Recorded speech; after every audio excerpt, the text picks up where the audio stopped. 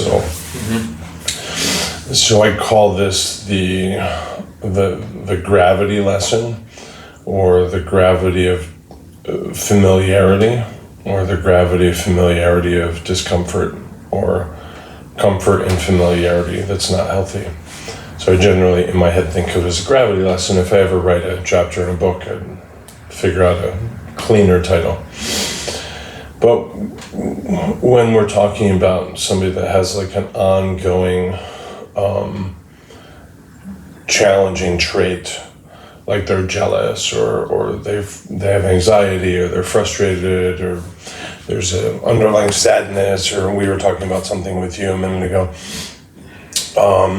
And, so we'll talk about it philosophically, we'll do a Qigong for it, we'll, hear some stories, give examples, try and reframe things, offer another perspective, challenge how people came to their conclusions around it, this sort of thing, and hopefully set people on a wiser path in terms of their growth or healing as might be appropriate.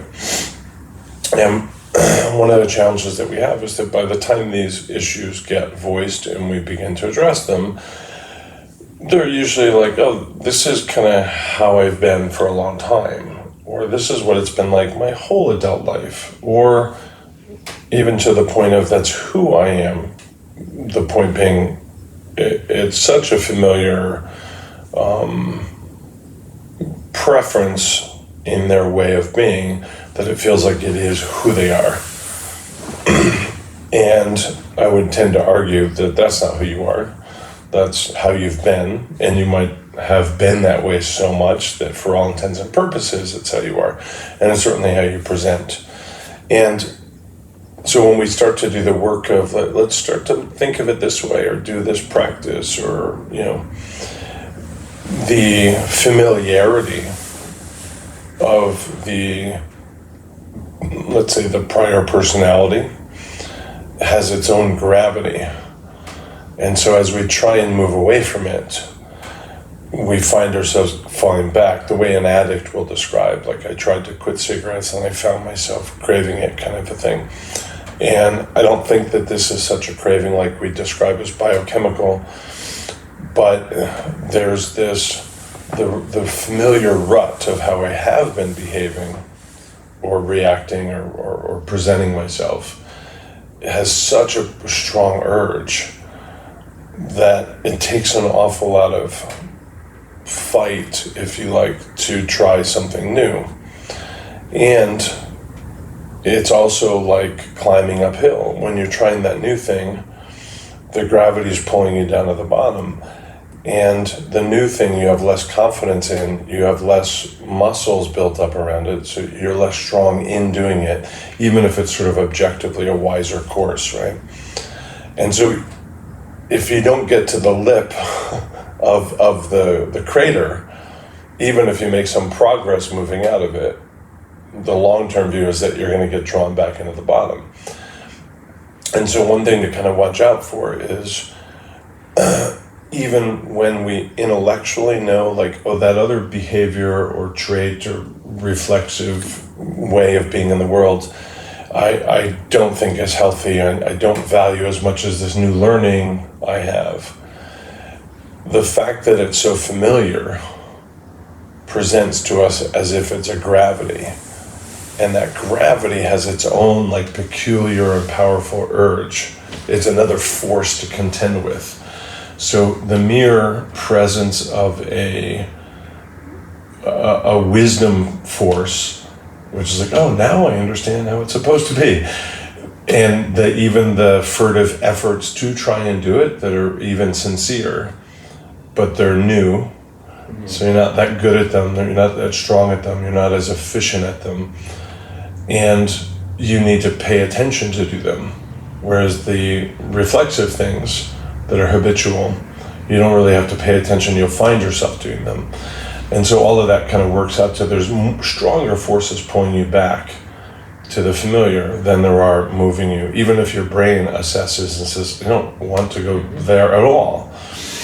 So it's something to pay attention to at this point where you're like, oh, I started to see another way to maybe see it. I'm going to try that practice or read that book or, have that therapy or, these kind of things, is to just recognize the power of this sort of inertia or gravity of how you've been. And it seems to me that the more that the how you've been has shifted into who you are, or who you seem to be, or who you believe yourself to be, or present yourself as, or so I say who you are, not literally meaning that, but apparently who you are, maybe even to yourself, it's stronger and stronger gravity. So it takes a real commitment to move out of it. And part of that commitment, I think, involves the sense of, can I recognize the insidious urge of familiar and complacent, and notice that how those forces draw me back to that other thing, because that other way of being is like a rut in the road. Like, it's well worn, and if you're driving along a road with a rut, it kind of sucks you in, and once you get in, it's hard to get out, right? So you have to be really attentive to steer your way out of it. So that's no particular advice on addressing, the severing from the familiar. It's more of a warning sign on that path. Another element of the gravity is that we can have some enjoyment about the familiar. Like, this aspect of myself is something I know myself to be, or purport myself to be, or enjoy being, or this is a reason I was invited to the party.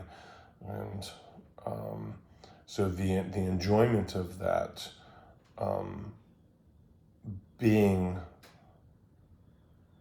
that way, can contribute to that gravity. So even if I'm enjoying a thing that I've intellectually decided is not healthy, I can still be enjoying it. This is what I'm known for. This is what I'm known as. This is what this is the tool set I've exercised. This is the tool set that I can employ without much attention given to it. So that's another element to the gravity I thought I'd add on. Thank you.